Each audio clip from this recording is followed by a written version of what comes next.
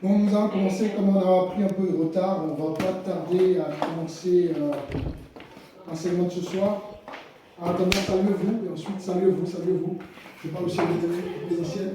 Saluez-vous. Saluez-vous, soyez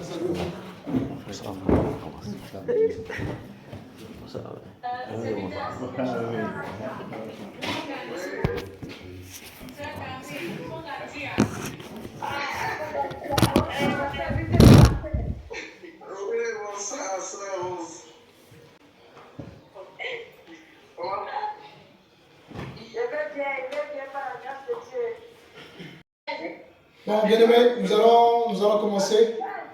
Vous allez laisser le reste pour après. Que le Seigneur soit béni.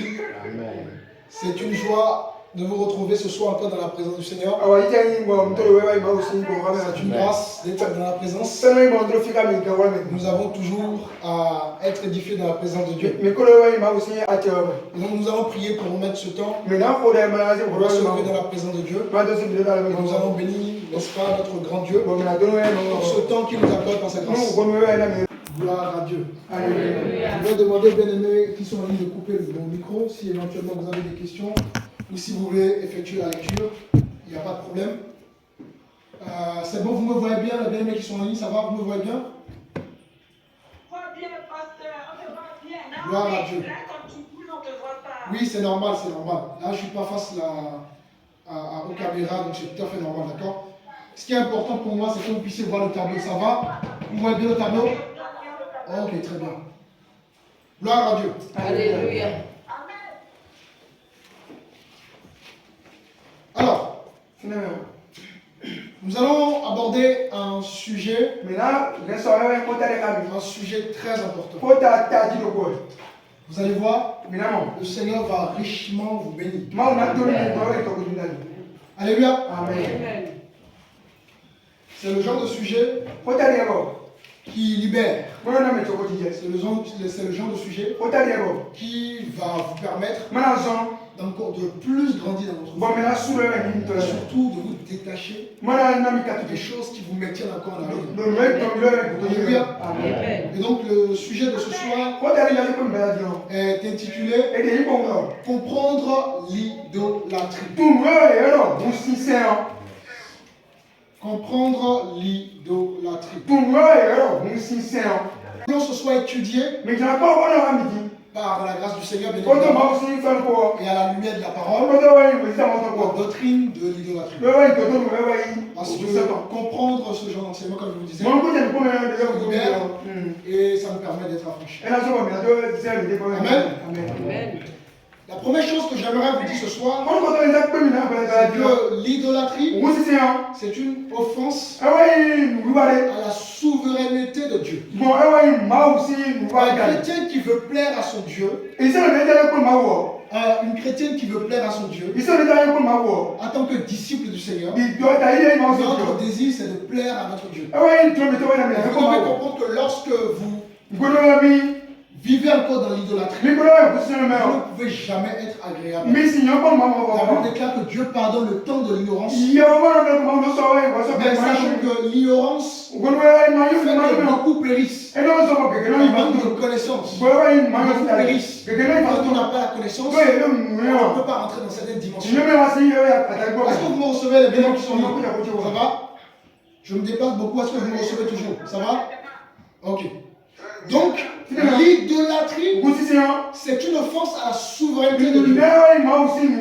Ça, c'est important de le comprendre. C'est capital. Alléluia. Amen. Et donc, l'idolâtrie, c'est un péché grave. Éventuellement, évidemment, il n'y a pas de petit péché. Tout péché, c'est péché. Et donc, c'est important pour nous, en tant que des disciples du Seigneur, de comprendre ce que c'est l'idolâtrie à la lumière de la parole du Seigneur. Et on va voir l'étymologie et le sens du mot idole. On va voir, comment dirais-je, la source et la racine du mot idole. On appelle l'étymologie.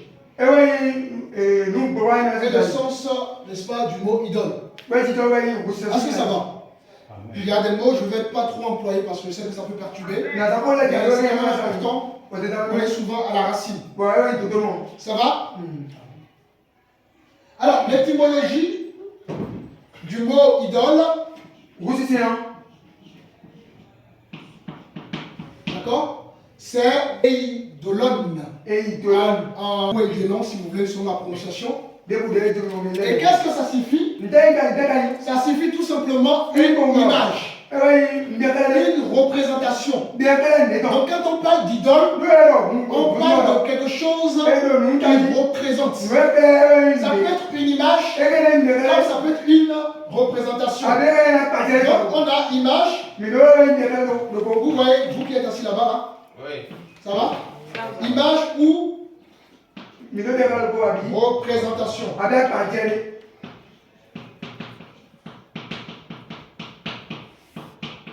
Désolé pour les bénévoles qui sont en ligne, hein. Je ne peux pas faire mieux que ça. Donc, eidolon, ça signifie image ou représentation. Donc, l'idole dans le contexte biblique, lorsqu'on parle de l'idolâtrie, cela désigne un culte rendu à une création au lieu du créateur. Alléluia. L'idole, c'est un culte rendu à une création au lieu du créateur. Est-ce que ça va? Pas la définition. C'est bon? Jusque-là? C'est bon pour tout le monde? Oui. Ok. Donc, idolâtrer quelque chose, c'est idolâtrer une création de Dieu. C'est idolâtrer une créature de Dieu. Donc, lorsque vous représenter une créature, pas une image, pas une représentation, vous êtes en train d'adorer l'idole. Ça va? Par exemple, on peut idolâtrer une statue. Parce qu'une statue, c'est une représentation de quelque chose. Ça va? Comme par exemple la Vierge Marie, la statue de la Vierge Marie, la statue des saints. Cette statue, c'est Saint Paul. Cette statue, c'est Saint Pierre. Cette statue, c'est Saint Jean. C'est une idole. C'est de l'idolâtrie. Est-ce que ça va? Donc l'idolâtrie, ça représente une image. Une image par rapport à qui? Par rapport à une créature. Par rapport à la création de Dieu. Lorsque nous représentons quelque chose, sous prétexte que cette chose, c'est la lune, c'est le soleil, c'est la Vierge Marie, c'est Jésus, c'est Dieu, c'est une idolâtrie. Alléluia. Amen. L'idolâtrie, ça peut être également une idée. Nous allons voir tout ça. Ça peut être aussi une passion. Ça peut être aussi une personne. Tout dépendra, n'est-ce pas, de la place que la chose occupe dans notre vie et la pratique que nous avons vis-à-vis de la chose. Donc l'idolâtrie consiste à adorer une créature, un objet, une idée, une passion, une personne, n'est-ce pas, à la place de Dieu. Parce que l'adoration, cela revient uniquement à Dieu. Est-ce que c'est bon? Nous allons prendre un peu un verset. Nous sommes dans Exode, chapitre 20.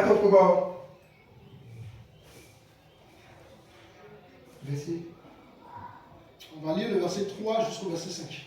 Verset 3 à 5, mais normalement, ils ont.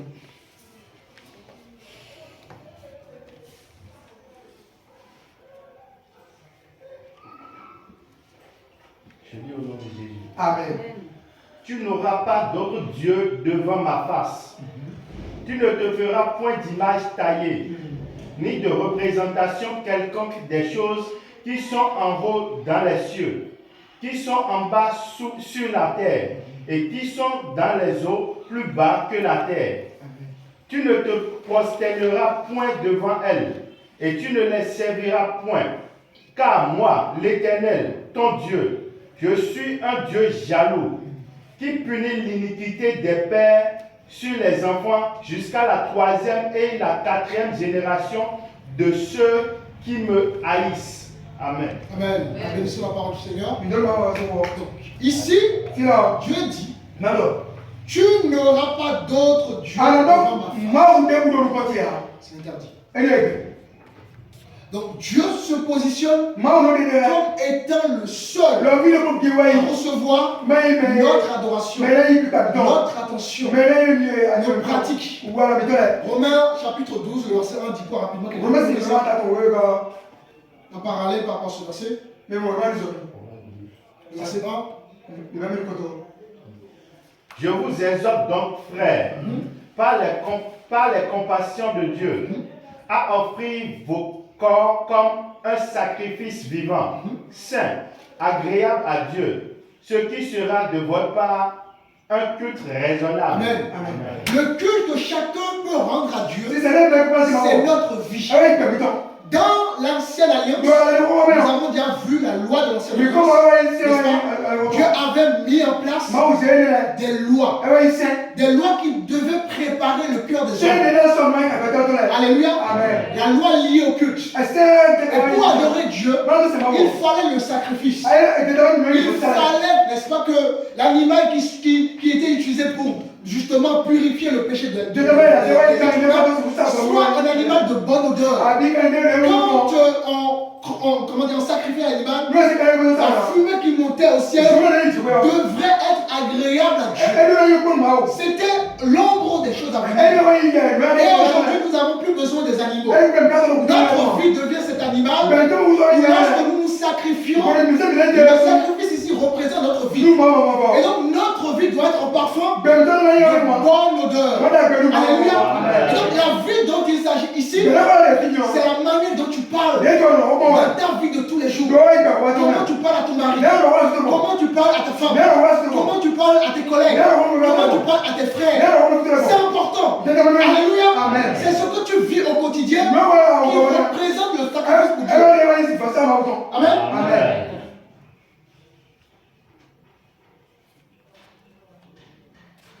Parce que beaucoup sont chrétiens de l'être. Beaucoup sont chrétiens de l'être. Beaucoup sont des adhérents de l'assemblée. Quand ils viennent à l'église, mais le jour ou le moment où ils sortent de l'église, ils changent de comportement. Les gens sont dans la duplicité. Évidemment, on n'est pas parfait. Heureusement, on n'est pas parfait. Mais c'est important pour le chrétien d'aller à la progression, d'aller vers le changement. Amen. Et donc, nous revenons donc à Exode chapitre 9. Et le verset 3 dit, tu n'auras point d'autre Dieu devant ma face. Donc Dieu interdit à chaque chrétien, à chaque disciple, d'avoir un Dieu. Parce que l'adoration revient qu'à Dieu seul. Et lorsque nous continuons le verset, Dieu ne te fera point d'image taillée. Rappelez-vous l'étymologie, la source du mot idole.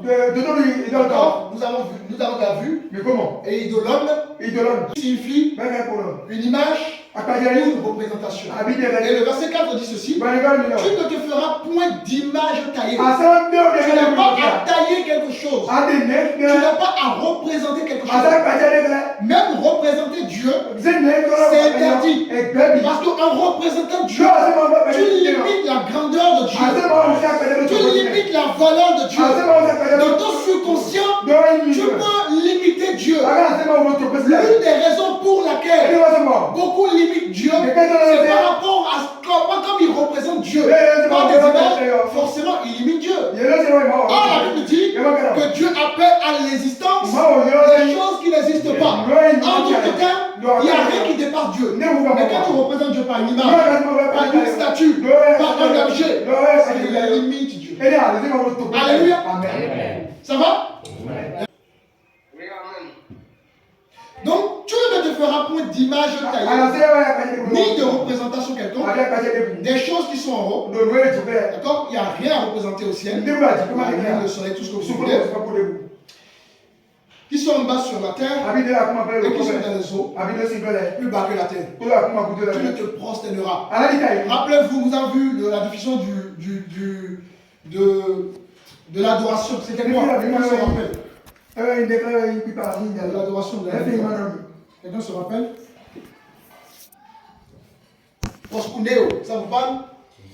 Proskuneo qui veut dire soit se prosterner, rendre hommage ou vénérer. D'accord?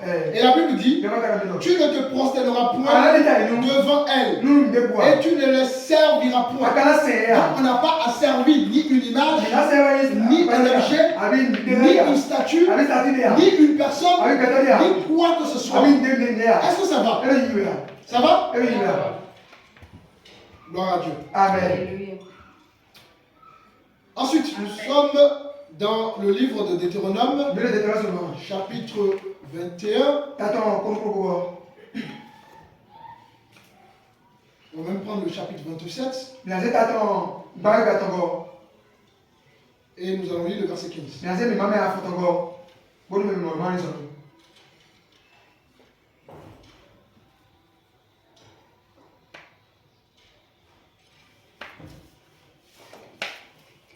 Deutéronome 27, verset 15. Maudit soit l'homme qui fait une image taillée ou une image en fonte, abomination de l'Éternel. Œuvre des mains d'un artisan et qui la place dans un lieu secret. Et tout le peuple répondra et dira Amen. Amen. Wow. La Bible dit, maudit soit l'homme. Maudit. Malédiction. Quiconque. Maudit soit l'homme qui fait une image taillée ou une image en fonte. Donc lorsque tu adores une image comme intermédiaire, n'est-ce pas, la Bible déclare qu'il y a une malédiction sur toi. Lorsque nous idolâtrons des choses, il y a une malédiction sur nous. Ça va? Ça va. Donc quand il y a une malédiction sur nous, on ne peut pas saisir les choses de Dieu. Est-ce que vous comprenez? Donc, alors que Dieu nous libère des ténèbres, Dieu t'a libéré des ténèbres pour sa gloire. Mais lorsque certains sortent des ténèbres, ils reviennent encore en prison, bien même en allant à l'église. Alléluia. Amen. L'église, ce n'est pas juste je vais dans un endroit. L'église, c'est d'abord dans ton cœur. C'est d'abord dans tes pratiques, dans le comportement. Et maintenant ensuite, quand tu vas quelque part, est-ce que tu es libéré? Est-ce que tu reçois l'enseignement? Alléluia. Voilà pourquoi on peut voir certains chrétiens qui font des années dans la vie chrétienne. Pourtant, ils prient. Pourtant, ils sont assidus aux différentes réunions. Mais quand vous observez leur vie, il n'y a jamais d'évolution. Pourquoi? Parce qu'il y a une malédiction sur eux. Est-ce que vous comprenez? Il y a encore des idoles dans leur vie. Ils sont pas en train d'adorer Dieu. Ils ont l'impression d'adorer Dieu. Mais Dieu n'est pas là. Dieu n'est pas au centre. Ça va? Amen.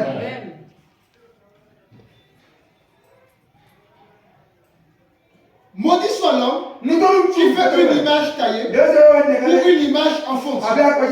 Abomination de l'Éternel. Donc l'idolâtrie c'est une abomination. Ça va? Œuvre des mains d'un artisan. Bien sûr. Quand vous représentez Dieu par un objet, c'est l'œuvre de l'artisan, n'est-ce pas? C'est un homme qui l'a créé. Un homme peut-il créer un homme? Un homme peut-il, n'est-ce pas, prendre la place de Dieu? Nous mourrons tous, n'est-ce pas? Donc lorsqu'un homme crée quelque chose par ses propres mains, pourquoi voulions-nous considérer la chose comme un Dieu? Rappelez-vous lorsque Dieu libère son peuple de l'Égypte et que, n'est-ce pas, Moïse allait à la montagne, à un moment donné, Moïse va prendre du temps dans la présence de Dieu. Et son absence va pousser le peuple de Dieu à mettre en place quoi? Pour ceux qui sont des lecteurs, des lectrices de la parole. Vaudor. Vous voyez? Et pourtant, ils ont vu des grandes choses. Ils ont vu la mer vous diviser en deux. Ils ont vu les diplets. Les choses que vous et moi n'avons pas vues. Et pourtant, ça n'a pas empêché ce peuple de s'attacher encore aux idoles. Alléluia.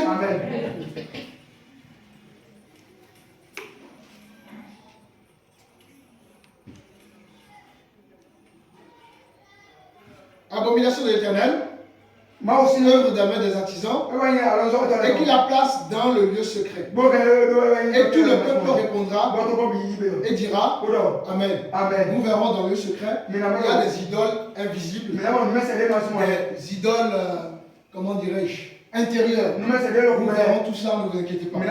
Est-ce que jusqu'ici ça va? Amen. Nous allons prendre le livre de 1 roi. 1 roi chapitre 18. On ne va pas tout lire, mais vous connaissez un petit peu la confrontation d'Élie et les prophètes de Baal. Les prophètes de Baal, c'est qui? Ce sont des prophètes qui travaillent pour qui? Prophètes de Baal. Ah, qui travaillent pour Jézabel. Oui. Mais quand on dit Baal, c'est quoi Baal? C'est un fétiche. Voilà, et ce fétiche avait aussi des prophètes. Vous savez, Satan imite toujours Dieu. Alléluia.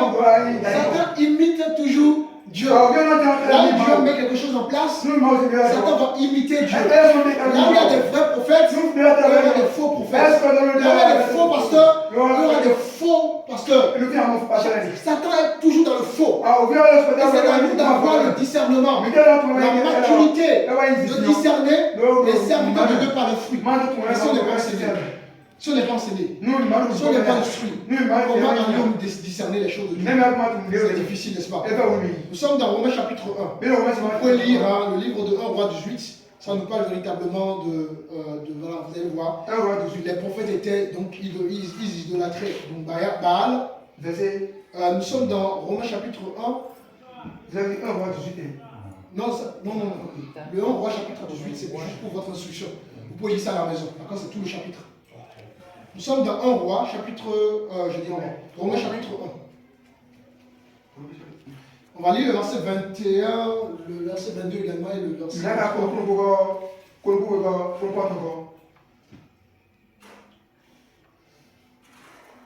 Romains 1, verset 21. Puisque, ayant connu Dieu, ils ne l'ont point glorifié comme Dieu et ne lui ont point rendu grâce. Mais ils se sont égarés dans leurs pensées et leur cœur sans intelligence a été plongé dans les ténèbres. Se vantant d'être sages, ils sont devenus fous. Et ils ont changé la gloire du Dieu incorruptible en image représentant l'homme corruptible. Alléluia. Ouais, lorsque vous adorez une image ou une représentation, vous changez la gloire de Dieu. Dieu a tout créé pour sa gloire. Dieu t'a créé pour sa gloire. Et donc tout ce que tu dois faire dans ta vie doit glorifier Dieu. Alléluia. Et en représentant Dieu par des images ou par des objets, vous changez la gloire de Dieu. Alléluia. Amen. Ça va?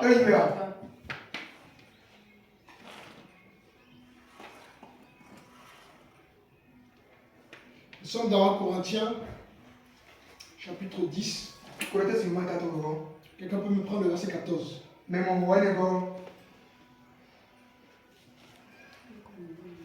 Corinthiens chapitre 10, verset 14.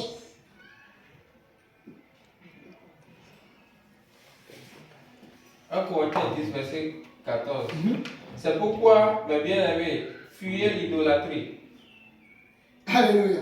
La Bible dit quoi? De fuir l'idolâtrie.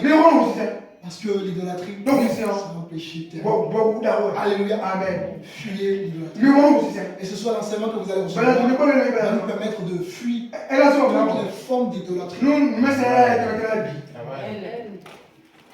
Alors, nous allons voir les différentes formes d'idolâtrie. Les différentes formes d'idolâtrie. Ou, je dirais, les différentes catégories d'idolâtrie. Les différentes catégories d'idolâtrie. Est-ce que ça va? Nous avons l'idolâtrie visible.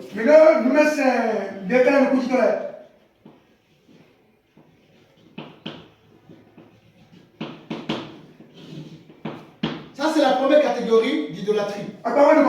L'idolâtrie visible. Qu'est-ce qui peut être idolâtries visibles. Des statues sont des idolâtries visibles. Des idoles visibles. Les statues sont des idoles visibles. Les images sont des idoles visibles. Les objets sont des idoles visibles.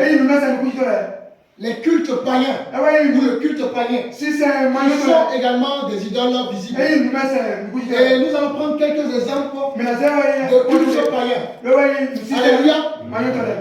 Vous connaissez tous. Comment il s'appelle déjà? Maou, je ne sais pas comment vous écrivez Maou. Maou Lissa, c'est ça? C'est vous savez ce que c'est que Maou Lissa? Oui. Ça, c'est une question que je pose aux Béninois. C'est quoi Maou Lissa? Quelqu'un sait où Maou Lissa, c'est ça? Qui sait ce que c'est? Maou Lissa. Mika, c'est bon. C'est bon. C'est bon. On me tourne on me connaît. Oui. C'est moi. Le Dieu créateur. Maurissa, le fond de mais à Gama, mais c'est ça le Maurissa. Donc, à gauche, il y a un Maurissa. À Gama, il y a un c'est ça le Saboulissa. Et moi, quand même, Maurissa. D'accord. Maoulissa dans le panthéon de Vaudou, le vaudouisme, c'est le Dieu qui a la tête, le Dieu suprême. D'accord? Maou, c'est le principe du féminin, et Lissa, c'est le principe du masculin. Maou, c'est le principe du féminin. Et Lissa, parce qu'on a Maou Lissa. Mais Lissa, c'est le principe du masculin. Donc c'est le Dieu suprême dans le panthéon vaudou. Quand j'emploie ces mots, vous comprenez? Vous allez comprendre? Maou est le Dieu. Comment on dit? Eze Maou le bio. Maou de Tam, Maou le bio. On est Maou Lissa. Ça va? Mais nous comprenons bien. Et nous sommes dans la catégorie des idoles visibles, n'est-ce pas? Donc, dans le vaudou, dans notre culture, Maou Lissa représente la création. Maou Lissa représente la justice. Maou Lissa représente la lumière. Alléluia. Amen. À la question que j'aimerais qu'on se pose. Maou Lissa a-t-il créé toutes ces choses? Maou Lissa a-t-il créé toutes ces choses-là? C'est une question que je vous pose. Non, n'est-ce pas? Non. Donc, Maou Lissa est lui-même une création. Ça va? Nous avons vu que l'idolâtrie, c'est l'adoration rendue à une création. Le Maou Lissa que nous servons dans notre culture, c'est aussi une création. Donc, à quoi ça nous sert de vénérer une création? Donc, dans la liste des idoles visibles, en particulier au Bénin ici, parce que le Bénin est assis sur le vaudou, nous avons, n'est-ce pas, le Dieu suprême, donc avec des minuscules, n'est-ce pas, qui est Maou Lissa, et qui donne donc une représentation symbolique pour, n'est-ce pas, la nation béninoise. On considère, n'est-ce pas, cette divinité comme le Dieu de la création, le Dieu de la justice, le Dieu de la lumière. Or, nous savons que le seul Dieu a créé ces choses. Dans le chapitre 1, le verset, à partir on a vu comment Dieu a créé, n'est-ce pas, les choses, n'est-ce pas?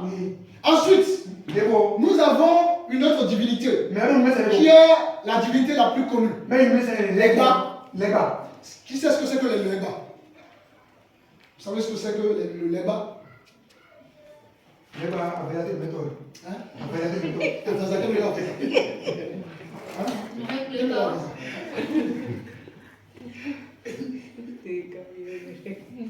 Le perturbateur, celui qui me reste tout. En fait, dans le panthéon du vaudou, Leba, qui est un vaudou, Mais il faut toi. des carrefours, Ouais, vaudou des portes, vaudou, et aussi vaudou de la communication. Voilà la représentation qu'on donne, n'est-ce pas, à cette divinité qui est une idole. Alléluia.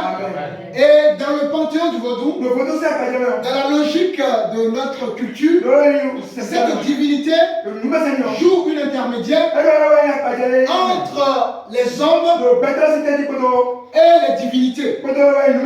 Alléluia. Vous avez vu comment Satan a imité Dieu? Qui est notre intermédiaire entre Dieu? Vous savez qui c'est? On va prendre on va quand même lire. Nous sommes dans 1 Timothée.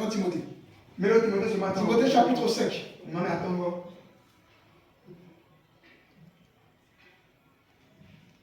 Chapitre 2, verset 5. Chapitre 2, verset 5. Que le Seigneur nous sauve. Car il y a un seul Dieu. Et aussi un seul médiateur entre Dieu et les hommes. Alléluia. Jésus. Donc qui est notre médiateur? Jésus, n'est-ce pas? Marie est-elle médiateur? Marie est-elle médiateur? Alléluia.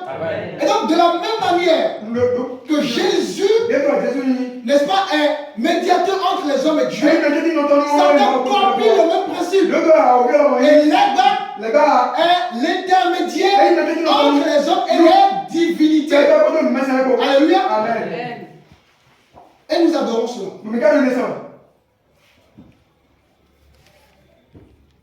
Nous adorons ces divinités.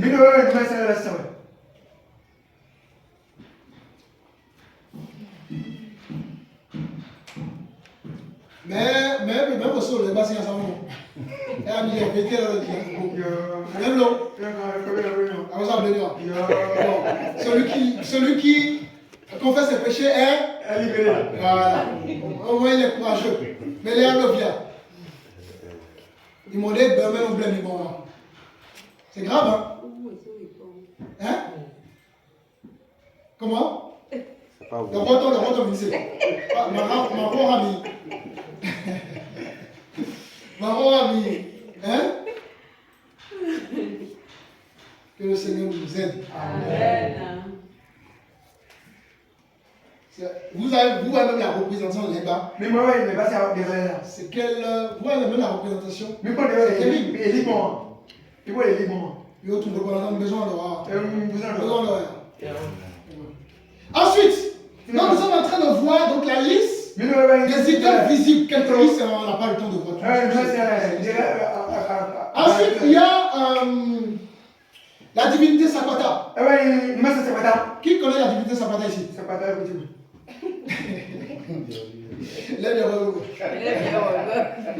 Et quel est le rôle de cette divinité? C'est quoi son rôle?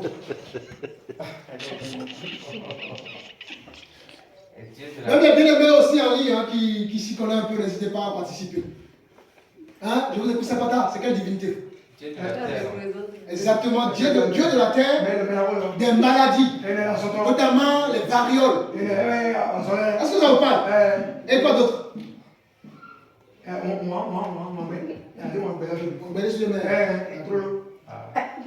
Okay. Et le Dieu de la guérison. On connaît mais quand Dieu avait une Dieu de guérison.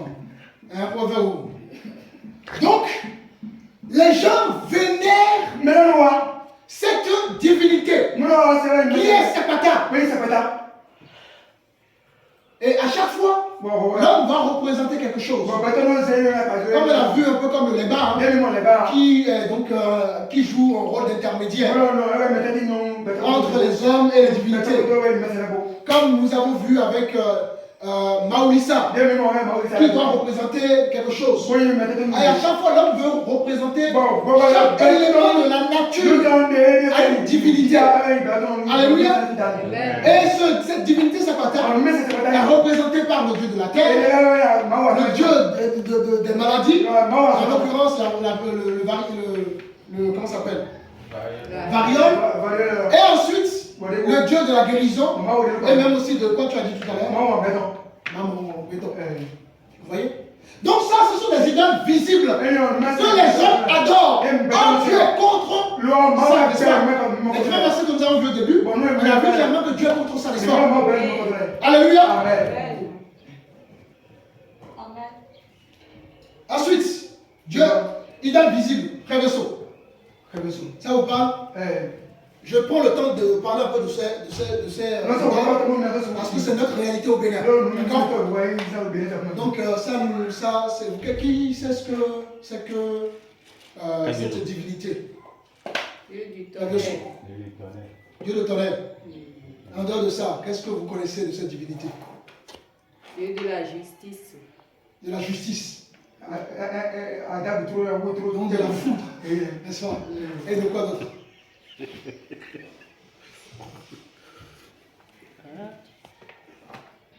Est-ce que vous connaissez Shango? Django ou Shango, un truc comme ça. Chez les Yoruba. Django représente justement le Révesso. Chez les Yoruba, c'est Django. D'accord?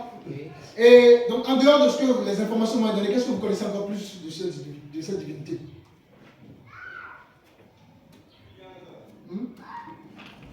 Il y a le Dieu qui...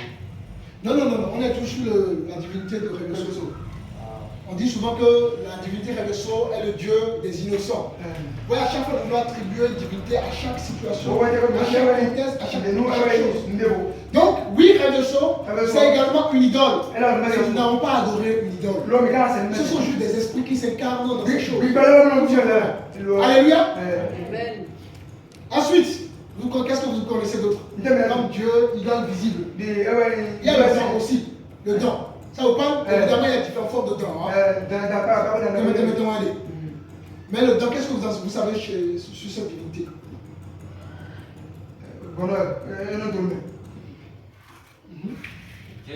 Dieu de richesse.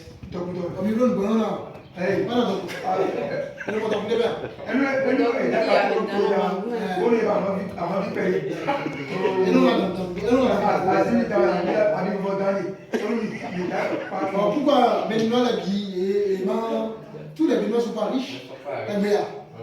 Il n'y a même pas beaucoup qui soient riches. Le bonheur éphémère, l'illusion. Voilà ce que ça donne cette divinité. Et c'est une divinité dangereuse. Ça va? C'est même la base de Ouida. On le partout. À Ouida. Donc, le don pour les Béninois, c'est symbole de la sagesse, symbole de l'équilibre, de la richesse, du promesse. Donc, voilà à quoi est symbolisée la divinité dans. Ça va? Donc, encore une fois, idole. Et nous adorons des idoles. Ce sont des divinités, des idoles visibles. Alléluia. Amen. Est-ce que ça va?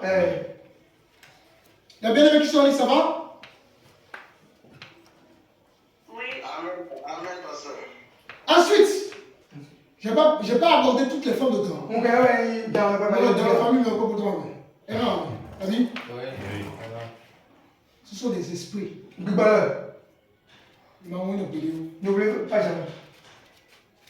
Lorsque Satan était quoi au commencement? C'était quoi son. N'est-ce pas? C'était un ange, n'est-ce pas? Et qu'est-ce qui a poussé Satan d'être précipité? Il a envie le trône. Mais en voulant, n'est-ce pas, donc quitter le ciel, tout ça, qu'est-ce qui s'est passé?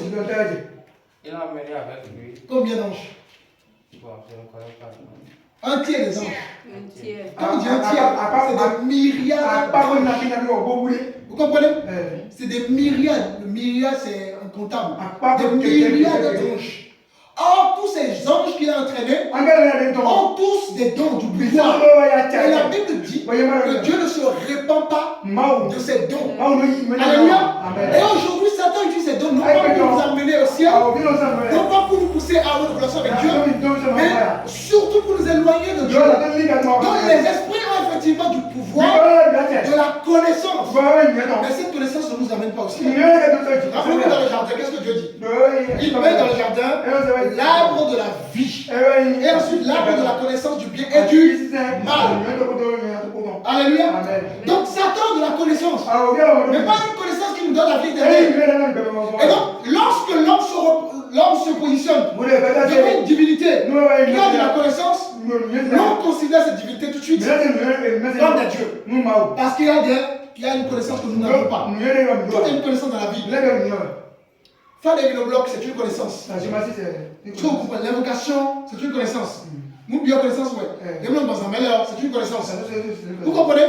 Mais c'est une connaissance dangereuse, mystique. Tout n'est pas spiritualité. Alléluia. Amen. Ensuite, il y a la divinité Goum. Ça vous parle ou pas? Goum. Je crois Goum. J'ai bien un truc comme ça. Goum. Ok. Est-ce que ça vous parle? C'est quoi cette divinité? Ça symbolise quoi cette divinité? Mais regardez.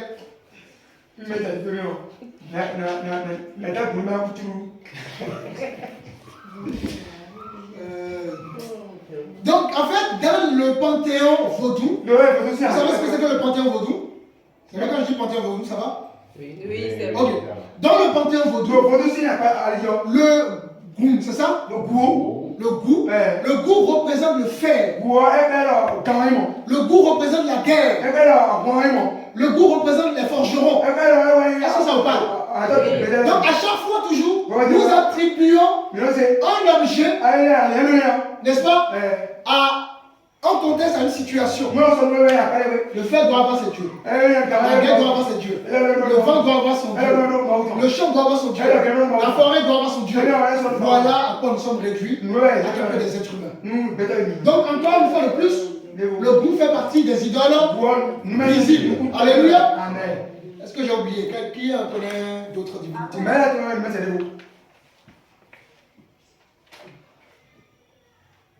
C'est important qu'on parle un peu de ça pour nous ramener un peu à la réalité. Oui, c'est aussi une divinité. Mais ça fait partie des différentes formes de dents. Bon, on veut passer encore à une autre divinité, et les Goum ou les Kouvitors. Quand on parle de Kouvitors, les revenants. C'est quoi leur mission ou leur représentation? Mettez au coup et font Haute intercession. Comment? L'intercession. L'intercession. D'accord. D'accord. Donc la divinité qui représente les ancêtres. C'est ça? Une divinité qui représente les ancêtres. Ok. Donc nous voulons toujours une divinité qui doit représenter quelque chose. Nous avons vu là. Quand on parle d'idole, on parle d'image ou de représentation. À chaque fois, l'homme représente. Nous représentons des choses. Et il faut représenter également nos morts. Représenter également les choses qui caractérisent la nature. En l'occurrence, nous avons vu, n'est-ce pas, le dieu de la guerre, le dieu de la lumière, le dieu du vent, le dieu de la maladie. Donc, nous représentons tout par des divinités. Ce sont des idoles. Il y a aussi Aziza. Ça vous parle Aziza? Aziza, le rôle de miel. Dieu de la mélodie. D'accord? Dieu de mélodie ou bien. Dieu de mélodie. Et on dira. Encore une fois, le plus loin, on représente Dieu de la forêt. Hein? Dieu de la forêt. Ok. Donc la liste est longue, je ne peux pas voir toutes les listes avec vous. Mais c'est important qu'on puisse voir quelques exemples pour que nous puissions nous rendre compte que lorsque Dieu veut qu'on sorte du vaudouisme, ce n'est pas juste voilà. Parce qu'on va à l'église, il faut sortir de ces choses. Il faut comprendre pourquoi il faut sortir de ces choses. Alléluia. Ce sont des idoles. Et Dieu interdit tout ce qui est idolâtrie. Alléluia. Amen. Donc, en tant que chrétien, c'est important pour chacun de connaître ses réalités. Parce que plus nous allons connaître ses réalités spirituelles, plus nous allons être libérés et avoir de la conviction vis-à-vis de ce que nous faisons. Amen. Amen. Alors, ajouter à ces divinité ou à ces idoles visibles, nous allons parler de l'ésotérisme. L'ésotérisme. Ça vous parle l'ésotérisme? Les pratiques ésotiques? Est-ce que ça vous parle? Ça vous parle? Avant d'aller plus loin, j'aimerais qu'on puisse lire Deutéronome chapitre 18. Et on va lire à partir du verset 10. Nous allons aller tout doucement.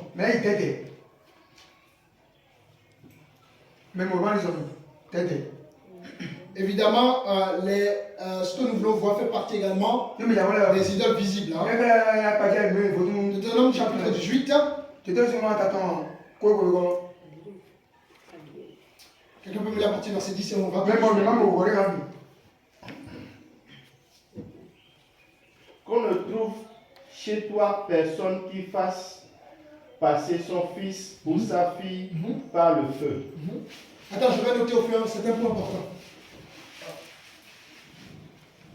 Par le feu, oui, vas-y. Personne qui exerce le métier de devin. Devin, oui. L'astrologue. Astrologue, oui. D'augure. Attends.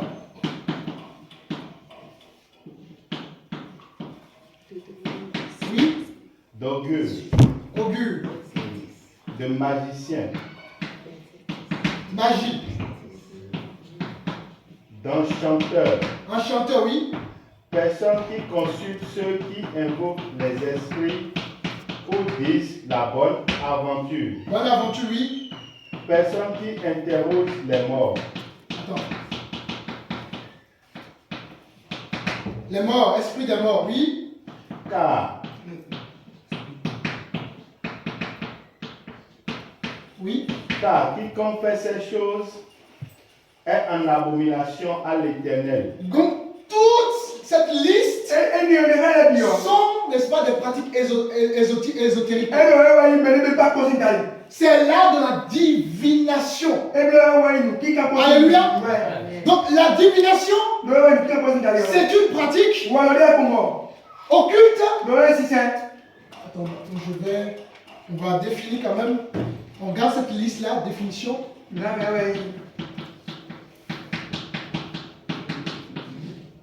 Donc, je disais, tu étais au verset combien tout à l'heure? Verset 11, c'est ça? 12. Lis jusqu'au verset. Lis tout le. Tu as lu tout le verset 12 déjà? Pas encore. Oui, lis-moi tout le verset. Car quiconque fait ces choses est en abomination à l'Éternel. Et c'est à cause de ces abominations que l'Éternel, ton Dieu, va chasser ces nations de devant toi. Ok. La divination, comprenez très bien parce que ça va être important pour la compréhension de la suite. La divination, c'est une pratique occulte qui consiste à chercher à connaître l'avenir. Quand nous consultons l'astrologie, quand nous consultons les enchanteurs, la magie, tout ça, c'est parce que nous voulons connaître l'avenir, quelque chose que nous devons savoir. D'accord? Donc la divination, c'est une pratique occulte qui consiste à chercher à connaître l'avenir, à connaître des événements par le moyen mystique, des choses surnaturelles. Ça va la définition? Est-ce que ça va? En fait, c'est juste des pratiques. Et pour aller vers ces pratiques-là, nous allons employer des, comment dirais-je, nous allons employer des méthodes mystiques, la connaissance mystique, pour pouvoir atteindre certaines dimensions. C'est quelque chose surnaturel. Ça va? C'est ça la divination. Quand nous consultons par exemple l'esprit de mort, c'est une divination. Pourquoi nous consultons l'esprit de mort? Pour connaître quelque chose d'histoire. C'est l'art de la divination. Ça va? Est-ce que ça va? Nous interrogeons les esprits pour connaître des choses que nous ne devons pas connaître. Donc c'est l'art de la divination. Ça va? Or, seuls les prophètes sont appelés à recevoir. Alléluia. Amen. Seuls les prophètes sont appelés à prédire. C'était le rôle des prophètes. Et c'est toujours le rôle des prophètes. Alléluia. Amen. Et nous avons vu dimanche dernier les différentes catégories de prophètes. Qui me rappelaient, il y a les prophètes, ceux qui étaient là dimanche dernier. Nous avons les prophètes voyants le soir. Voyants, leur but c'est quoi? Les prophètes voyants. Ceux qui ont des visions. D'accord? Ils voient dans le monde spirituel, ils ont des visions, des révélations. D'accord? Un peu comme donc, un prophète, par exemple, un prophète de vision dans la Bible. Daniel, par exemple. Daniel, c'était un prophète voyant. D'accord? Et ensuite, il y a encore quoi comme un prophète? Exactement. Oui, les prophètes qui intercèdent. D'accord? Leur rôle, c'est quoi concrètement? Ils font quoi les prophètes intercesseurs? Ils plaident en faveur du peuple. Voilà. Ils ont un fardeau. Ils ont un fardeau pour l'œuvre, les âmes. Ils portent le peuple à cœur. Ils intercèdent auprès de Dieu pour le peuple, pour la nation, pour l'église. C'est vraiment leur rôle. Ils prient pour les gens. Ils ont vraiment ce don, cette action particulière. Alléluia. Amen. Et troisièmement, Les prophètes proclamateurs. exactement. D'ailleurs, qui peut nous donner quelques exemples de prophètes intercesseurs dans la Bible? Moïse. Oui, Moïse, tout à fait. Moïse avait pas mal d'options, beaucoup de grâce. Effectivement, Moïse. Ouais. Ensuite, il y a aussi le prophète Samuel. D'accord? Ensuite, il y a quoi d'autre comme prophète?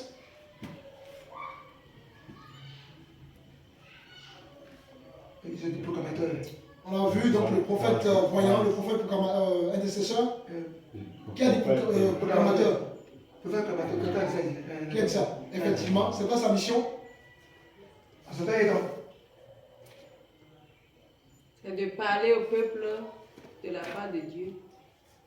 Tout à fait. Sous l'onction de la parole. Sous l'onction de la révélation. Donc ça, lui, c'est vraiment sa mission. Qui peut me donner un exemple d'un prophète proclamateur?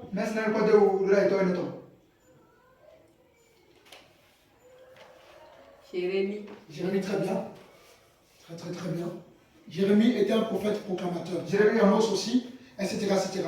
Et donc ça fait 3, c'est ça? Et qui d'autre? Il reste encore. Qui d'autre? Je me souviens. On a déjà vu ça dimanche dernier. Les bénévoles qui sont en ligne, vous avez suivi aussi. Oui? On peut répondre un peu. Oui, vous pouvez répondre, bien sûr. Oui? On a les prophètes de transition. Exactement. C'est quoi leur mission? Ils annoncent et puis ils peuvent être appelés à disparaître. C'est des prophètes qui apportent un message de temps. D'accord? Ils sont là pour une nouvelle saison, une saison spirituelle. Ils apportent des messages en fonction de temps. Un peu comme Jean-Baptiste, c'est un prophète de saison. Ça va? Est-ce que ça va pour tout le monde? Et ensuite, il y a quoi comme prophète également? D'influence locale et nationale. Exactement. Donc les prophètes d'influence locale et internationale. Eux, leur mission, c'est de pouvoir parler des rois, aborder des sujets de politique, l'église également. Les gens peuvent être prophètes du Bénin ou prophètes beaucoup plus au-delà du Bénin, prophètes de la ville de Ouida. Eux vont aborder vraiment des sujets un peu. C'est pour ça qu'il faut faire très attention. Il ne faut pas toucher à tous les sujets. Parce que chaque prophète a reçu l'onction liée à leur mission. Un prophète qui est un prophète d'influence locale ou internationale qui aborde la politique, vous comprenez qu'il y a une onction liée à ça. Donc forcément, il y aura un combat. Et parce que Dieu lui a donné cette onction-là, il va toujours triompher. Mais si Dieu t'a pas appelé à ça, pourquoi aborder la politique?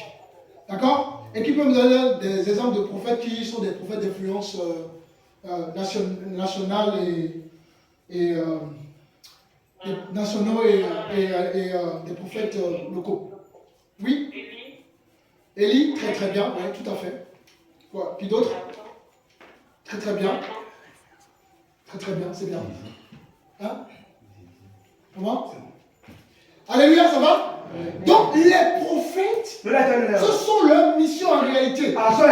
Ce sont les prophètes qu'on consultait. Qu'on consulte. Parce qu'eux, ils reçoivent une vision de la part de Dieu.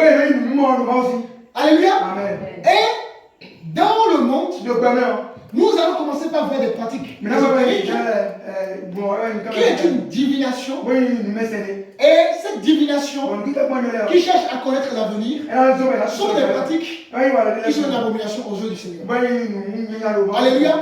Et de la même manière que nous avons différentes formes d'idolâtrie, nous avons également différentes formes de divination.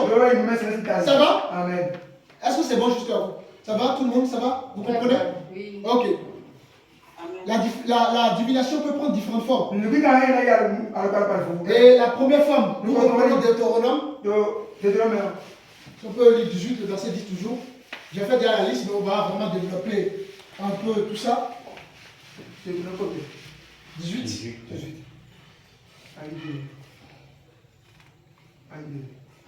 Le verset 10. Qu'on ne trouve chez toi personne qui fasse passer son fils ou sa fille par le feu. Personne qui exerce le métier de devin, d'astrologue. Bon, on va d'abord s'arrêter là. Je vais mettre ça en tête de liste parce que beaucoup sont dedans. Il n'y a pas que les vétérans. Beaucoup sont dedans. Que ce soit en Afrique, en Europe. L'astrologie.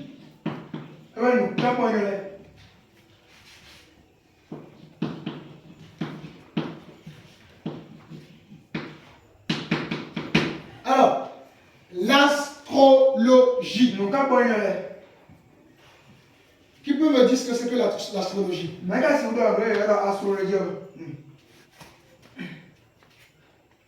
Le but de l'astrologie, c'est quoi? C'est de prédire l'avenir, n'est-ce pas? C'est de prédire l'avenir, n'est-ce pas? Donc, l'astrologie est liée plutôt à des dates de naissance, n'est-ce pas? C'est lié à des dates de naissance, non? Des dates de naissance. Et il y a combien de signes? Signes du zodiaque? Qui connaît?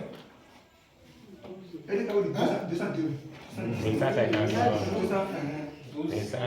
Merci, il y a 12. Très bien. Nous allons essayer de prendre un peu quelques exemples. On a vu que, n'est-ce pas, c'est une pratique, n'est-ce pas, qui est interdite, n'est-ce pas?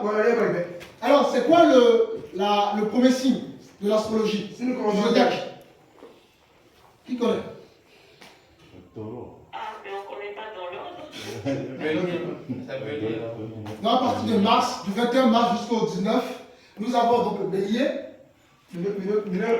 D'accord? Ça, c'est vraiment le premier signe de l'astrologie. Est-ce que le bélier, ça vous parle? Donc, dans l'astrologie, il y a différents signes, il y a 12 signes. 12 signes.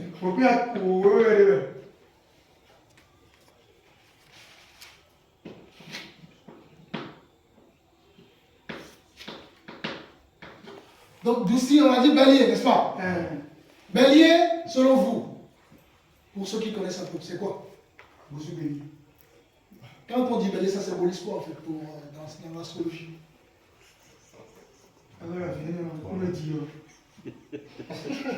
Les gens qui sont nés entre le 21 mars et le 19 avril sont des signes de bélier. Maintenant, ça symbolise quoi? Pourquoi on dit souvent que c'est des enfants qui sont des signes de bélier? Hein? Bélier, ça représente, selon eux bien évidemment, le feu, l'énergie. Donc un enfant qui est né à cette date, c'est un enfant qui a le feu en lui, qui a l'énergie en lui. Alléluia. Donc quand vous regardez, les hommes cherchent toujours à représenter. La La représentation est toujours présente dans tout ce que nous faisons. Ça va? Ensuite, à partir du 19, donc la veille, après le 19 avril, donc à partir du 19 avril jusqu'au 20 mai, c'est quel signe? Taureau. Qui a dit ça? Ah, c'est bien. Taureau, ça représente quoi? La force. La force. Donc les enfants qui sont nés dans l'intervalle de cette date-là, ce sont des enfants qui ont une force en eux. La force, c'est pas forcément une force physique. D'accord? Donc, encore une fois de plus, on retrouve une représentation. À chaque fois, il y a toujours une représentation. Alléluia. Amen. Ensuite, après le 20, c'est quel le signe? Après le 20 mai. Comment? Oui, bien aimé, oui, je t'écoute. Cancer. Non, c'est pas cancer. Cancer, c'est pas dans le C'est taureau. Non, on a David Taureau. Sagittaire. C'est pas poisson. Là, c'est au hasard, c'est Gémeaux. On donne ça au hasard, les garçons. C'est pas du tout là. D'accord? C'est pas au hasard, hein. Donc, oui, à partir du 21 mai, c'est Gémeaux. D'accord? Et Gémeaux, ça signifie quoi? Parce qu'il y a des gens qui se lèvent très tôt le matin et qui regardent d'abord ça. Qui écoutent d'abord les informations. Comment ça va se passer ma journée? Avec qui je dois me marier? Quel est le travail qui me correspond? Alléluia. Amen. Donc, Gémeaux, c'est quoi?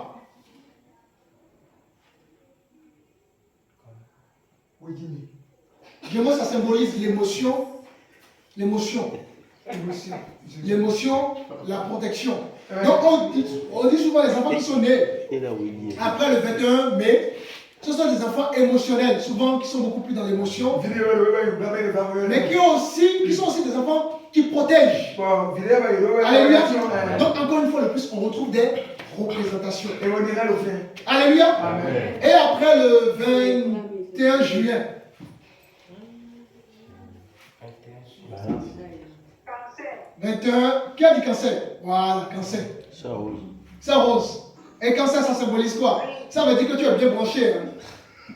Hein? C'est des questions pièges pour voir comment vous êtes branché. C'est parce qu'elle est cancer. Elle n'est pas cancer au nom de Jésus. Alléluia. Amen. Alors, donc cancer, dans ceci, ça représente quoi? Oui, l'eau, voilà, l'eau. Donc, une représentation toujours. Et donc, nous n'avons pas à représenter. Donc, c'est toujours là de divination parce que nous voulons connaître l'avenir. Avec qui on va se marier? Avec qui on va voilà, quel est l'emploi qui nous correspond? Comment va se passer ma journée? C'est l'art de la divination. Or, l'art de la divination, c'est interdit par la Bible. Ensuite, à partir du 23 juillet, c'est quel signe? Quelqu'un a dit ça au début? Non. Au début. Taureau. Lion. Qui a dit lion? Lion. Voilà. Et ça représente quoi? Ça symbolisait pas? La rage. Hein? C'est la rage. Non, la fierté et l'autorité. On dit souvent que les gens qui sont nés à partir de juillet, du 23 juillet jusqu'au 22 du mois d'après, donc août, ce sont des lions. Donc c'est des gens qui sont fiers. C'est des gens qui ont l'autorité. Donc toujours une représentation. Ensuite, à partir du 23 août, c'est ça, hein? C'est quel signe? Vierge. Qui a dit vierge? Vierge, tout à fait. Tu es bien, c'est ça? Donc, bien, ça représente quoi? Les gens qui sont du mois d'août et du mois de septembre. Ça représente quoi, le 6 vierge? Hein? Ça représente quoi? dit souvent la rigueur, la terre, etc. etc. Donc, bon, on ne verra pas tout, mais je prends ces exemples pour qu'on puisse voir véritablement l'ignorance. Et donc, l'astrologie, c'est l'art de la divination. Il y a des signes, soi-disant qui prédit l'avenir. Et suite à ces signes, en fonction de ta date de naissance, le mois dans lequel tu es né, tu peux prédire ton avenir. Alléluia. C'est interdit. Nous allons prendre, on revient sur Deutéronome tout à l'heure, on va reprendre, j'aimerais qu'on puisse prendre un autre verset.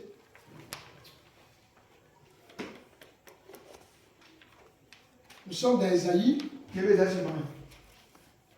47. Et on va lire le verset 13. Vous voyez que quelque part l'homme a soif de Dieu. Mais malheureusement, nous cherchons des voies et moyens pour atteindre Dieu. Or, pour atteindre Dieu, il faut passer par Jésus. Alléluia. Dieu a mis en nous un vide. Et ce vide, malheureusement, pousse beaucoup de gens à aller chercher des choses. Ésaïe 47, le verset 13 au verset 14. Verset 13 à 14. Mais moment,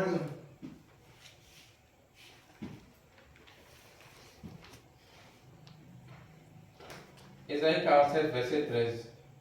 Tu t'es fatigué à force de consulter. Qu'il se lève donc et qu'il te sauve.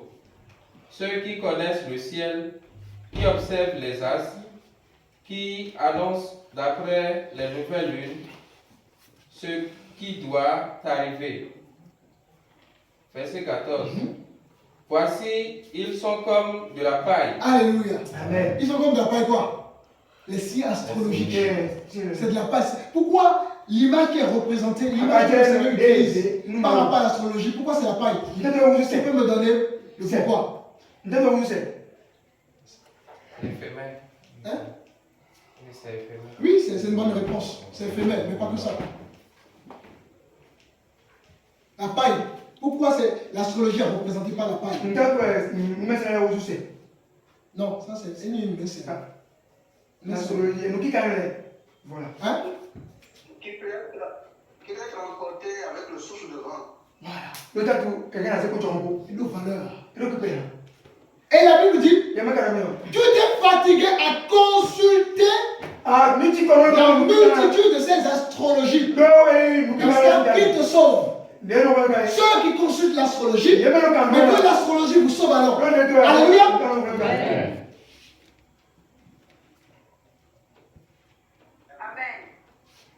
L'astrologie ne sauve pas.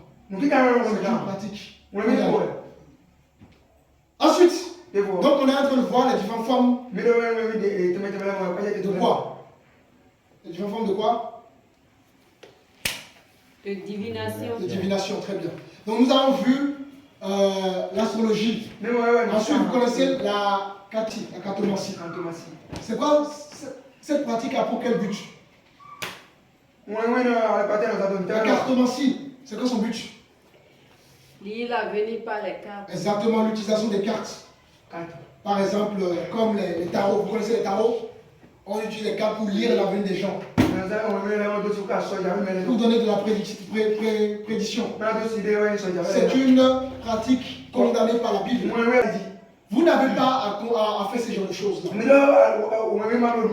y a également d'autres formes. Donc, deuxième forme. Ensuite, la troisième forme. Nous avons la nécromancie. Est-ce que vous savez ce que c'est? Nous avons vu la cartomancie. Maintenant, nous voulons voir la nécromancie. C'est quoi la nécromancie? Consulter les morts pour connaître. Exactement. Et nous le faisons, hein, ça donne dans la culture. Hein. Consulter les morts. Oh, quelqu'un nous dit la Bible. Relis encore Deutéronome chapitre 18.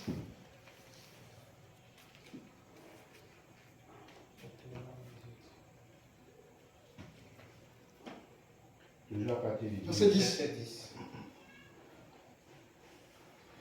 Qu'on ne trouve chez toi personne qui fasse passer son fils ou sa fille par le feu.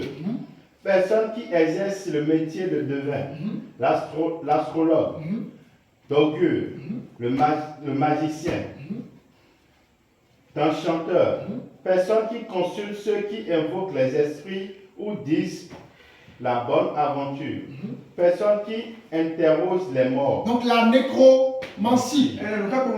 Nous consultons des morts pour obtenir des révélations. C'est une abomination devant le Seigneur. C'est une idole. Est-ce que ça va? Ensuite, il y a la chiromancie. Est-ce que ça vous parle? C'est tout dans la verset que nous avons lu, mais le terme n'est pas le même terme. Est-ce que ça vous parle, la chiromancie?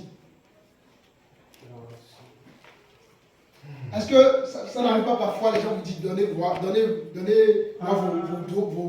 mains et ils lisent à travers les lignes? C'est la chiromancie. Ça va? Même cette pratique est interdite. Vous voulez connaître l'avenir? Allez chercher Dieu. Alléluia. Amen. Et ça, c'est les différentes formes. Il y a tellement différentes formes d'idoles, les amis. Satan nous a tellement, n'est-ce pas, comment dirais-je, manipulés que nous sommes dans tellement de choses. Alléluia. Amen. Ensuite, il y a les oracles. Les oracles. Ça vous parle? Ça vous dit quoi, les oracles? Les oracles là font quoi? Hein? Oracle de foi. Oracle de foi, tout à fait. Il y a encore différentes formes de ça, justement. Le but, c'est quoi? Parce que, en quelque sorte, pour eux, c'est de la prophétie. Et c'est quoi concrètement? Consultation des esprits. Exactement. Donc, c'est de la prophétie occulte. Ça va? Ça revient toujours à aux différentes formes de la consultation des morts. C'est tout la même chose. On consulte des esprits. Mais qui sont ces esprits-là? Ce sont simplement des démons. Alléluia. Amen.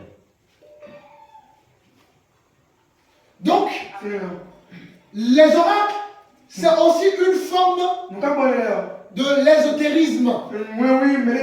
Si on n'en parle pas, vous n'allez pas comprendre conscience des choses.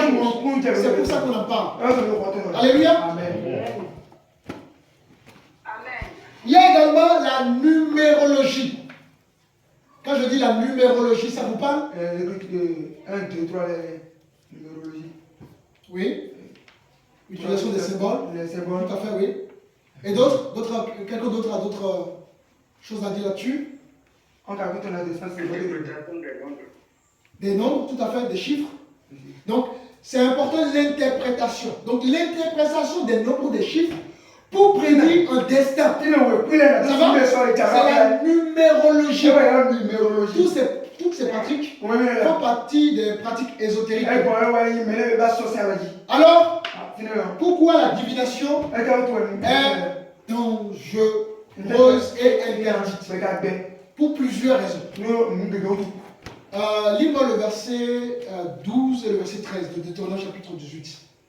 Car quiconque fait ces choses est en abomination à l'Éternel. Et c'est à cause de cette abomination que l'Éternel, ton Dieu, va chasser ces nations devant toi. 13. Tu seras entièrement à l'Éternel, ton Dieu. 14. Car ces nations que tu chasseras écoutent les astrologues et les devins. Mais à toi, l'Éternel, ton Dieu, ne le permet pas. Alléluia. Amen. Dieu ne le permet pas à aucun chrétien. Dieu nous veut tout entier. Alléluia. Amen. Dieu veut ton cœur, ton âme. Alléluia. Amen. On a vu que l'adoration, c'est le fait de se prosterner. C'est le fait de se donner totalement à Dieu. C'est s'offrir comme sacrifice à Dieu. Alléluia. Parce que nous avons Dieu jaloux. Ça va? Amen. Donc, en pratiquant ces choses, il y a plusieurs conséquences à ça. La première conséquence à ça, c'est que ça nous détourne de Dieu. Alléluia. En allant vers les idoles, nous changeons radicalement de voie. Nous changeons radicalement de mission. Et les dons que nous avons reçus du Seigneur vont être maintenant utilisés par l'Esprit Satan, le monde des ténèbres, les gens par exemple, qui font l'art de la divination, ce sont des gens qui ont reçu des dons. Mais quand ils pratiquent ces choses, ils ont été détournés de Dieu. Et Satan utilise ces dons qu'ils ont reçus pour les manipuler. Alléluia. Amen. Oui, tu peux aller chez un voyant et il te dit exactement ce que tu as fait hier. Mais comme il t'a dit ce que tu as fait hier, tu l'as vu. Bon, milieu.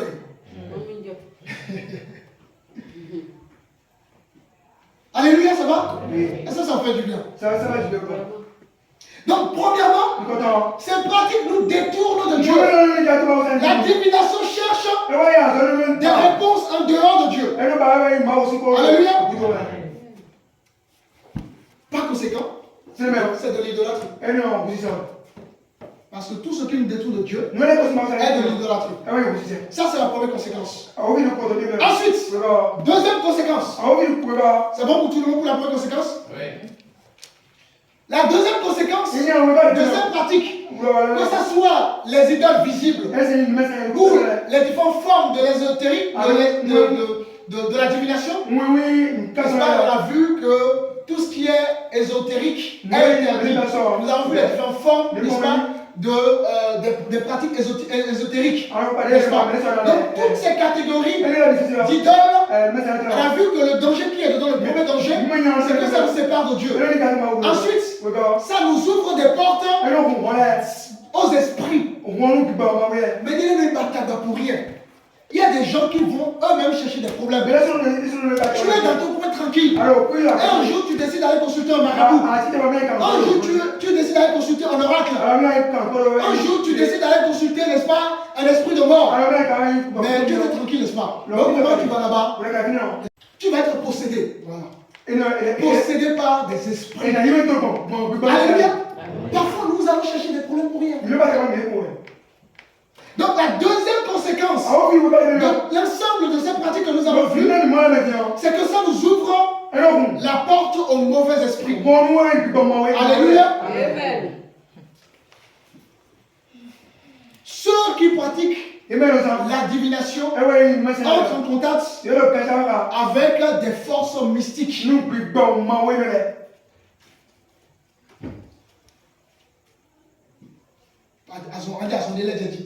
Tu vas commencer par tomber malade bizarre. La vie va commencer par, n'est-ce pas, aller en ralenti. Tu n'as pas compris que la consultation tu as ouvert des portes de ta vie. Alléluia. Amen. Voilà le deuxième danger de l'ensemble de ces pratiques. C'est bon les deux dangers? Séparation de Dieu et ouverture des portes aux esprits magnifiques. Ça va? Amen. Voilà pourquoi à l'église, il y a la délivrance de ces esprits justes. Maintenant, nous avons vu, donc il est quelle heure? Il doit être 31. Il est 30 heures. Je peux dépasser un peu? Oui, papa, ça peut aller. Tu peux aller? Oui. Je peux pas encore 10-15 minutes?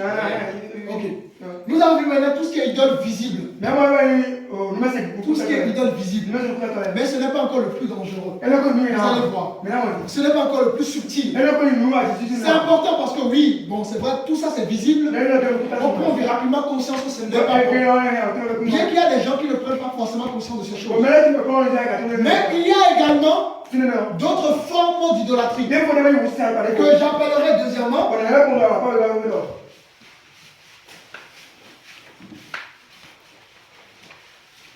l'idolâtrie invisible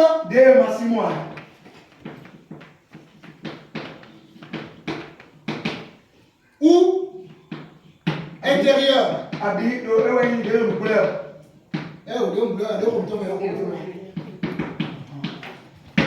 Ça va? Et ça, c'est l'idolâtrie la plus subtile. Et nous comprenez bien. Alléluia. Nous sommes dans Ézéchiel. Ézéchiel chapitre 14. Alors, Ézéchiel 14, le verset 3.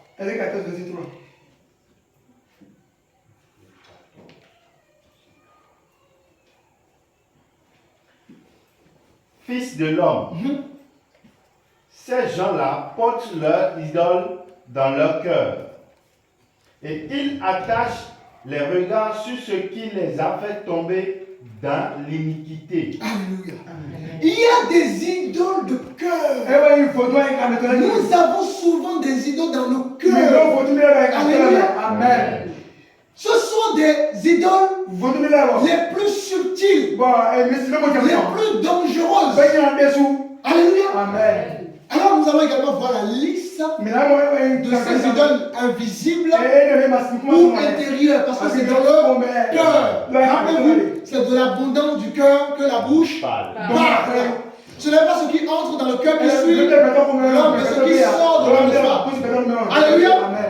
Et le premier idole de notre cœur, c'est l'orgueil. Comment l'orgueil peut être idolâtrie? Alléluia. On peut se demander cela. Alors, nous sommes dans le livre des... On va voir.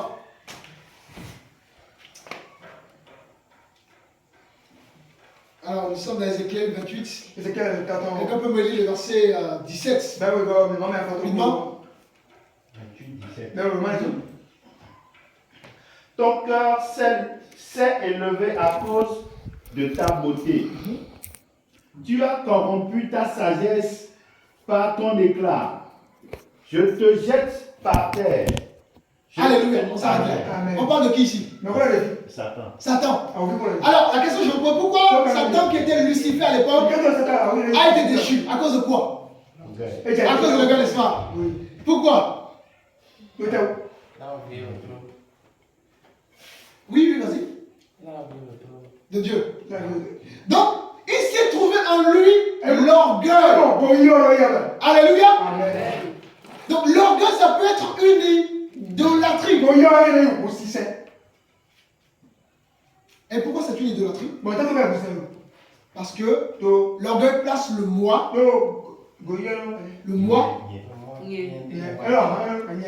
au centre, au lieu de Dieu. Je répète, l'orgueil place le moi. C'est moi. C'est moi. Je connais tout. Je sais tout. Je suis le moi. Et le moi prend la place de Dieu. Alléluia. Donc c'est une idole parce que ça prend la place de Dieu. Et tout ce qui prend la place de Dieu est une idole. Alléluia. Amen.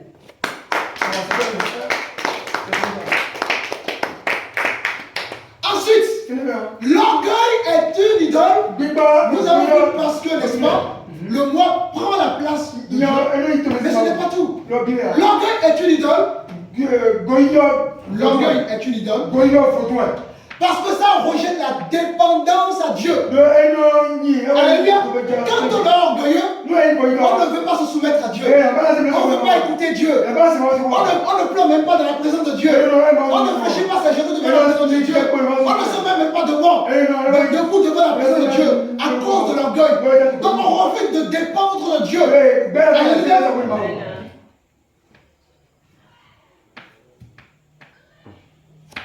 Or, nous avons été créés pour dépendre de Dieu. C'est ça la vie chrétienne. La vie chrétienne consiste à dépendre de Dieu. On reconnaît qu'il est tout, que nous avons besoin de lui, et nous nous soumettons à lui. Alléluia.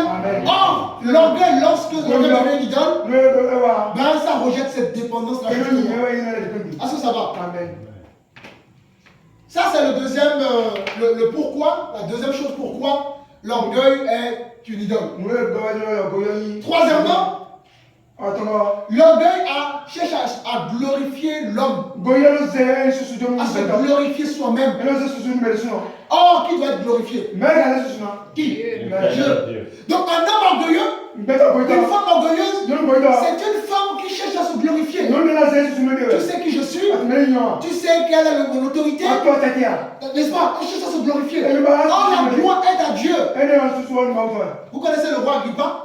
Il a voulu se glorifier. Qu'est-ce qui s'est passé? Dieu l'a foudroyé sur le cou. Est-ce que vous le connaissez? Alléluia. Amen.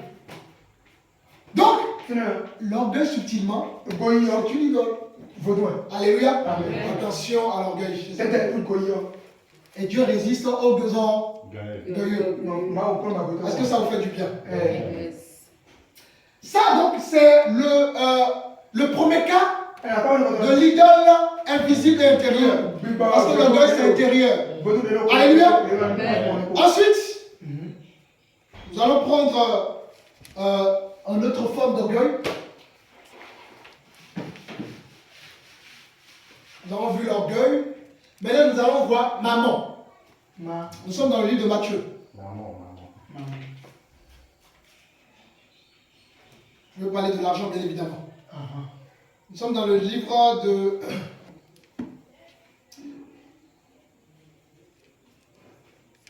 Matthieu 6. Matthieu, c'est vrai, t'entends les 5 ans.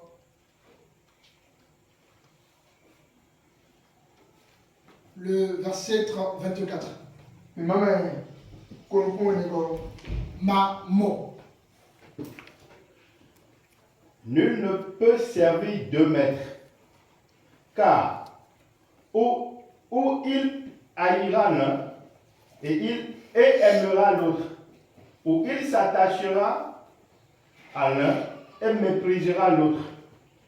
Vous ne pouvez servir Dieu et maman. Alléluia. Amen. Donc maman, c'est une divinité. Maman, nous Seigneur. Maman, c'est un Dieu. Maman, Maman, c'est une idole. maman, nous Seigneur. Et cela désigne, quand on dit maman, c'est la richesse. Alléluia. Amen. C'est l'argent. L'argent qu'on met devant toute chose. Alléluia. Amen. Et si Jésus va justement dénoncer, n'est-ce pas, le fait de servir l'argent au lieu de Dieu. Servir l'argent au lieu de Dieu. Nul ne peut servir deux maîtres. Car où il haïra l'un, il aimera l'autre. Où il s'attachera à l'un, il méprisera l'autre. Vous ne pouvez servir Dieu et maman. Alors maman ici symbolise l'attachement idolâtre à l'argent. Le fait de trop s'attacher à l'argent, à la richesse et au bien matériel. Alléluia.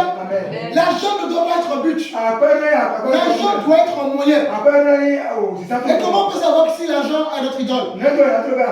Quand il faut venir au culte le dimanche et qu'on vous appelle pour un travail, quel est le choix que vous faites?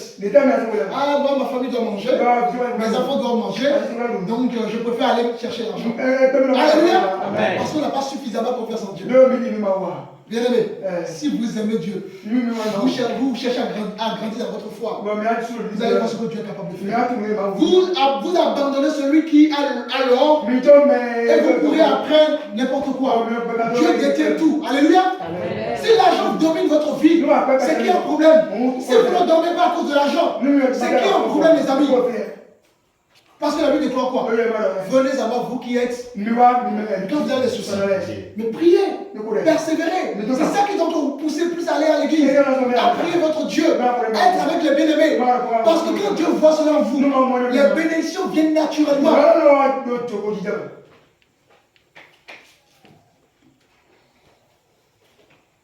Oui, l'argent que nous gagnons, l'argent c'est une bonne chose. Ça nous permet de payer le charge, tout ça. Mais attention, ça peut être une idole subtile. Ça peut prendre la part de Dieu. Parce que la Bible dit quoi?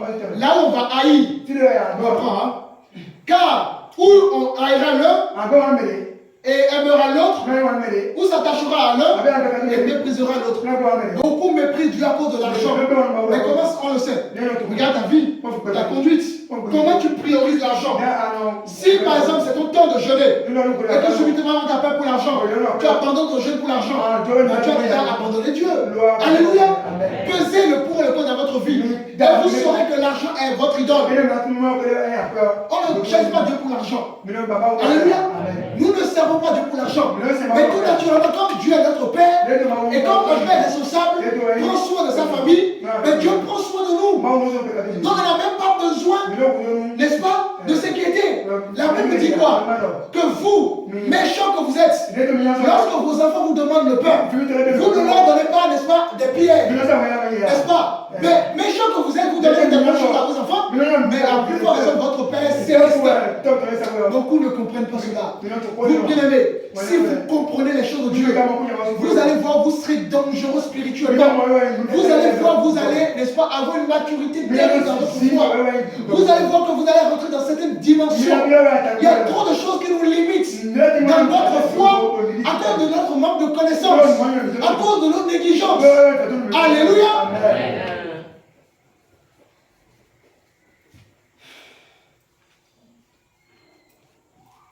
Vous me voyez parce que ici les gens me voient, ils pensent que tout va bien.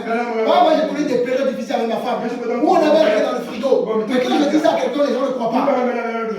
Alléluia. Qui n'a pas connu ça? Qui ne gagne pas avec le Seigneur? Alléluia. Qui? Attachons-nous à Dieu. L'argent, Dieu a tout. Attachons-nous à Dieu, les amis. Satan sait les choses que nous aimons. Donc,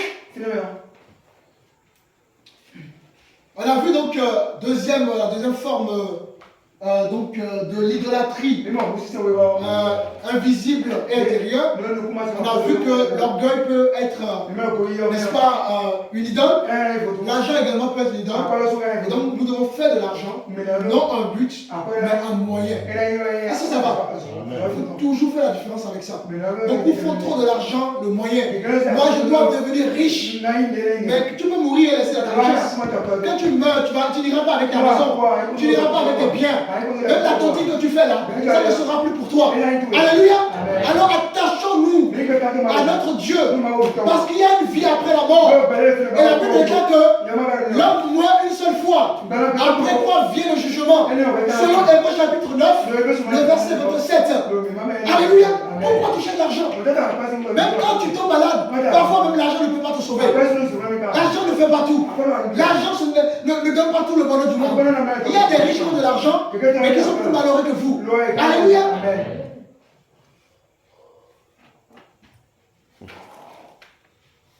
Apprenez à attendre du Seigneur, à lui faire confiance entièrement. Nous allons prendre le livre de Timothée chapitre 6. Toujours par rapport à l'argent, le verset 10. Timothée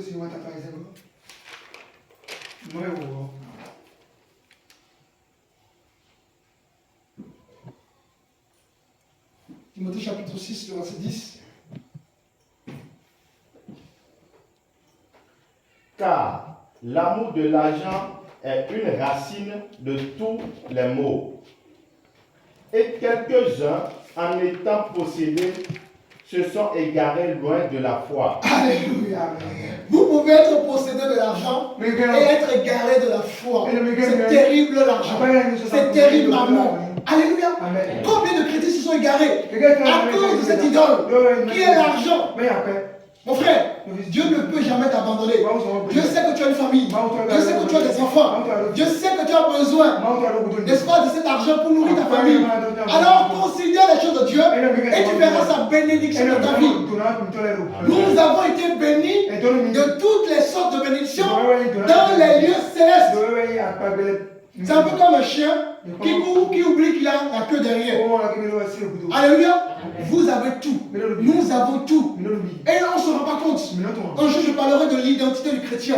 Très peu de chrétiens ne connaissent pas leur identité, leur position en Christ. Nous avons tout.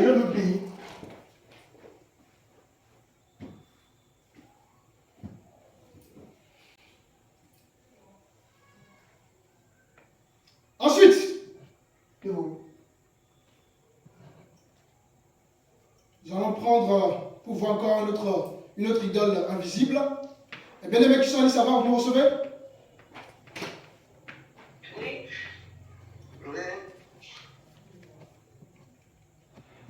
Nous sommes dans le livre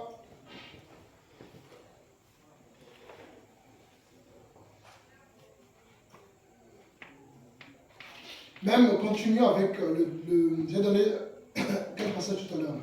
Timothée 6, 10. D'accord, Timothée 6, 10. On va prendre 2 Timothée cette fois-ci, le chapitre 3. Quelqu'un peut me lire le verset 4 jusqu'au verset 5.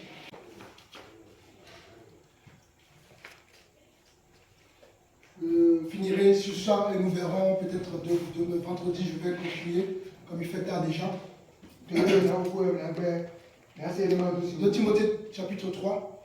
Verset 4. Oui, 4 à 5.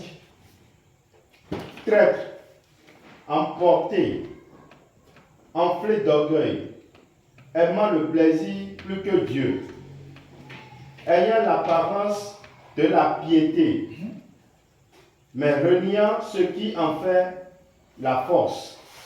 Éloigne-toi de ces hommes-là. Amen. Amen. Donc ici, le plaisir. Le plaisir peut être une idole. Une idole invisible et intérieure. Alléluia. Et donc le plaisir devient une idole. Devient une idole invisible. Le plaisir devient une idole invisible. Lorsqu'il prend la première place. Alléluia. Dans notre cœur. Est-ce que vous comprenez? Tout ce qui prend la place de Dieu est une idole. Alors pourquoi le plaisir est une idole? Pour plusieurs raisons. La première raison, le plaisir devient une idole lorsque c'est une fin en soi. Lorsque c'est une fin en soi. C'est ça? Lorsque c'est une fin, ça dit que ancien, tu peux nous aider un peu? Une fin en soi. Ça dit comment vous expliquez ça? En fait, je vous donne l'exemple très simple. Voilà. Imaginez, vous voulez regarder Novelas. D'accord? Et l'heure de Novelas, c'est votre temps de prière. Et au lieu de prier, vous laissez votre prière pour regarder votre feuilleton. C'est une fin en soi. Finalement, vous abandonnez votre vie spirituelle pour votre plaisir. Voilà. Ça va? Donc, le plaisir devient une idole lorsque c'est une fin en soi. Lorsque c'est notre source d'indépendance. On met toujours la prière après. On met toujours le jeûne après. On met toujours le service de Dieu après. On met toujours, n'est-ce pas, la visite, le fait d'aller rendre visite à un frère après. On met les choses de Dieu après. Ça devient une idole. Alléluia. Deuxièmement, lorsqu'on cherche à satisfaire notre plaisir personnel, notre satisfaction dans les choses créées, satisfaction de la nourriture, satisfaction dans la sexualité, satisfaction dans le divertissement, satisfaction dans les jeux. Lorsqu'on cherche ces satisfactions avant Dieu, le plaisir devient une idole. Lorsque le plaisir nous domine, ça devient une décision. On met Dieu derrière. Et on court après les plaisirs, ça devient aussi une idole. Donc le plaisir est dans ce sens une idole par rapport à ces choses. Est-ce que ça va? Ça va? Donc il y a beaucoup d'autres choses que nous allons voir. Nous allons intituler cette partie 1. Et vendredi, je vais faire la partie 2. Est-ce que ça va? Y a-t-il des commentaires ou des questions, même des expériences à partager par rapport donc, à ce que nous avons vu ce soir?